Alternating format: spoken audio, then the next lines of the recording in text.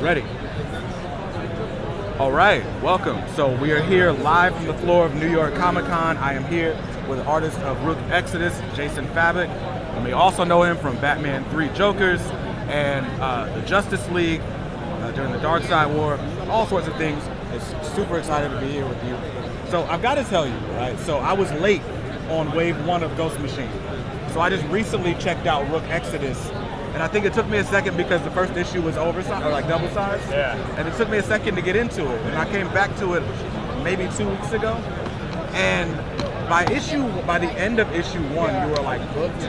And then issue 2 just like shoots you forward into this world, into the conflict, into the action. What was it about the story in issue 1 that sort of, like, how was it building that world or setting it up? Yeah. By the way, you pronounced my name perfect. Oh, thank you. We always joke about that. I don't even know how to pronounce my last name.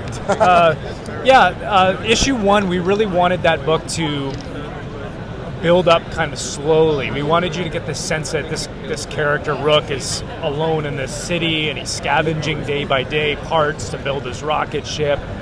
And we had a cool action sequence at the beginning fighting the big bear, and we wanted to ease the reader in kind of slowly, because one of the problems I find with a lot of science fiction comics, at least, is they throw all of this mythology at you right away, and sometimes it's hard to like kind of figure it out. Like Star Wars has a mythology that everybody kind of knows, so you can just jump into a book like that. But this is brand new.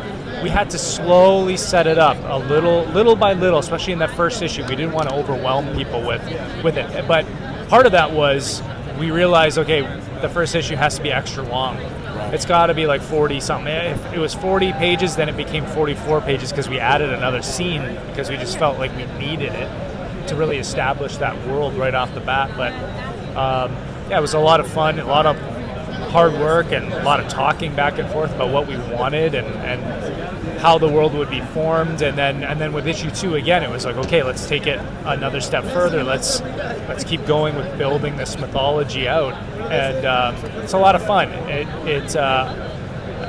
The response has been very good, and it's a fun book to work on. It's a lot of work, but it's been very rewarding to work on it. Awesome.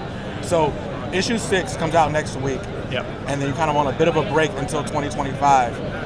What would you say to people who haven't checked out the first story arc yet? Why should they check it out? Yeah, Rook is the book I've always wanted to draw and do. It's a character that has kind of been brewing in my mind since I was 16, 17 years old, and then kind of pitching it to Jeff and having him run wild with it and really create this whole mythology has been very special. It's very personal. It's just a big action adventure book. It kind of feels like something like out of an 80s cartoon show where you have these characters with, connections to these animals. We really have an open, like, there's nothing really holding us back or stopping us from telling the stories that we want to tell. There's so many different animals we can tap into. The premise of the book is that these characters live on this dying world, and it's in the future, and they have these helmets that allow them to connect with the different animals. So each character is a warden of their animal. Rook is the warden of like birds and crows, and Direwolf is a warden of wolves, and we have a villain called Ursa who has these big 30-foot tall bears, genetically mutated bears. And it's really a mashup of Star Wars meets The Revenant, a little bit of Wild West in there, but really it all comes down to character-based storytelling. We want to tell a story about this hero Rook who kind of uses these powers. He's trying to get off this planet. He doesn't really have respect for the animals that he controls, and he kind of throughout this story learns to have a connection with the birds around him, and how that makes him a better person and him rising to be the hero that he's kind of destined to become in this world. We have a very exciting story for the next arc, the book was always meant to be sort of six issue arcs or so every year, and slowly kind of build up this mythology. And yeah, so I can't wait for people to check out what's coming next, because we go more cool and big and all this kind of stuff, and introduce all kinds of new wardens and characters that I think people are going to really dig. Awesome. So last question as we wrap up. So you've got super intricate character designs. You're building this world where it's humans interacting with animals. There's a lot of details to draw. Yeah. What's your least favorite detail to put on the page?